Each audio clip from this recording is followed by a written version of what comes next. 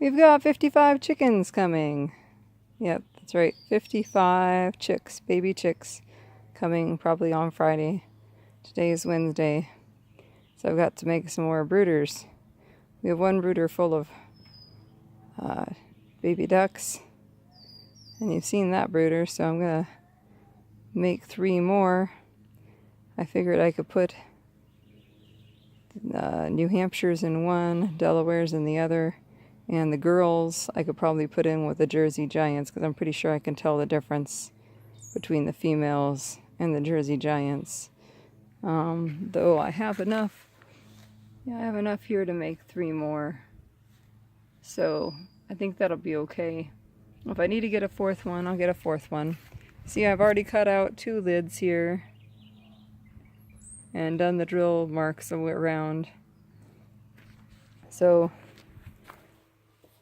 let me show you what my tools are. I've got my notebook for my design. Oh, selfie stick. A drill, battery. Well, that's something in there. That's a solenoid from my son's truck. A couple more drill bits. And for some reason my jigsaw's not in there. Oh, jigsaw over here.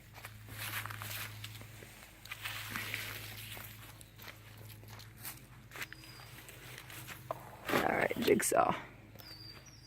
And a marker. I find it easier to try and cut these with the lid locked down in place. Just makes it a little firmer when you're trying to cut. So let me show you how this is done. Alright, you see I've marked 5 marks on this long side, pretty much roughly equidistant from each other. Doesn't have to be exact.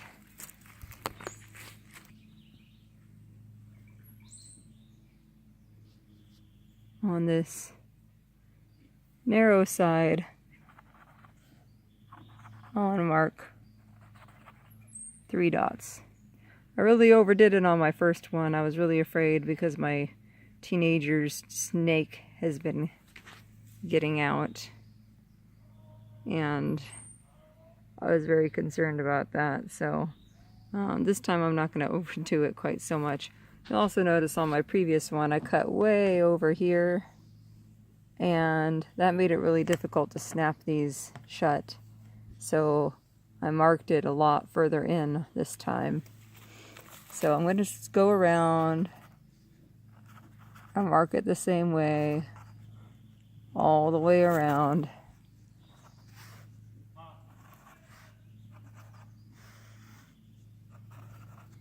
And that's where my drill holes are going to go.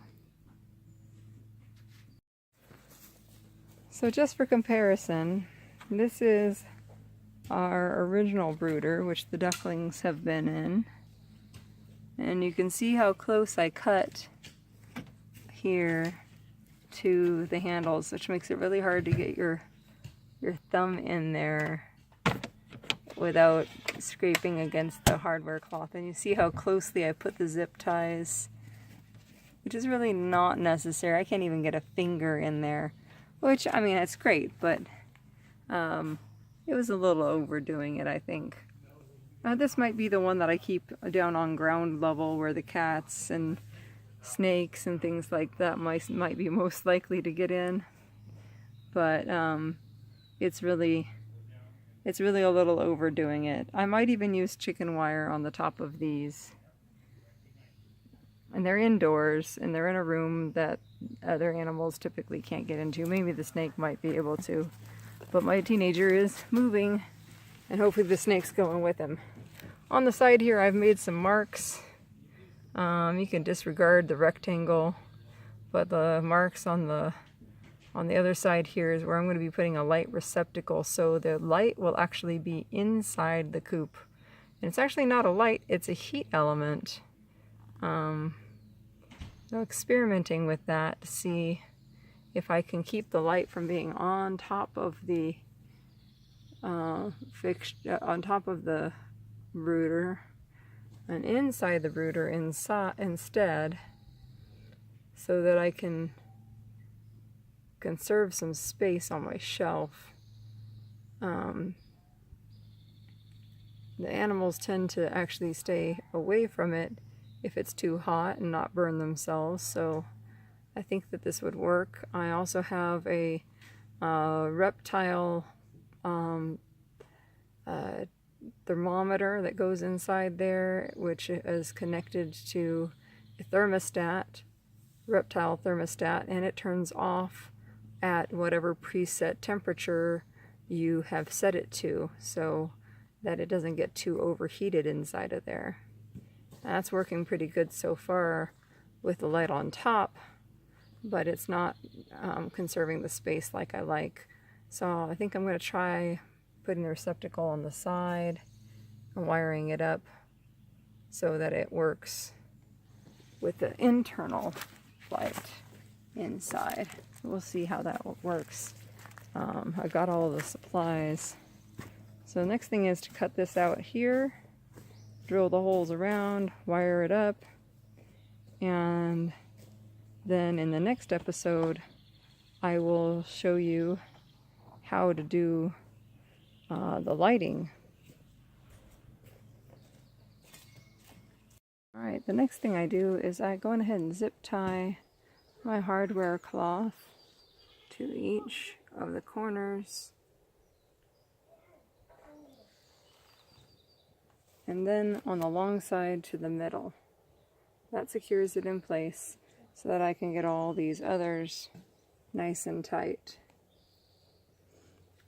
Hardware cloth is, I think, better than chicken wire. I had considered doing chicken wire, but I think the holes are still big enough for my cats to stick their paws through and get a hold of the baby chicks. So I went ahead and went with hardware cloth. I had some scrap chicken hardware cloth anyway that was just the right size, and I just used some tin snips to cut the bits off. You could use wire cutters.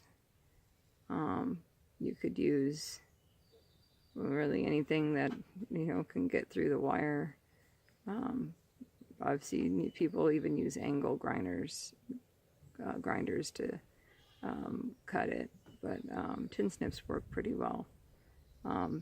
Wear gloves when working with wire so you don't get your hands poked or punctured, and then just cut it to size. Be careful to leave a little extra room, and then you can always cut that extra length off after you've got it in place and zip tied down. And I'm going to go ahead and zip tie up the rest of these and show you what that looks like. Alright, I've got all those zip ties on there all the way around. Now, I'm just going to come through with my clippers and clip them all off.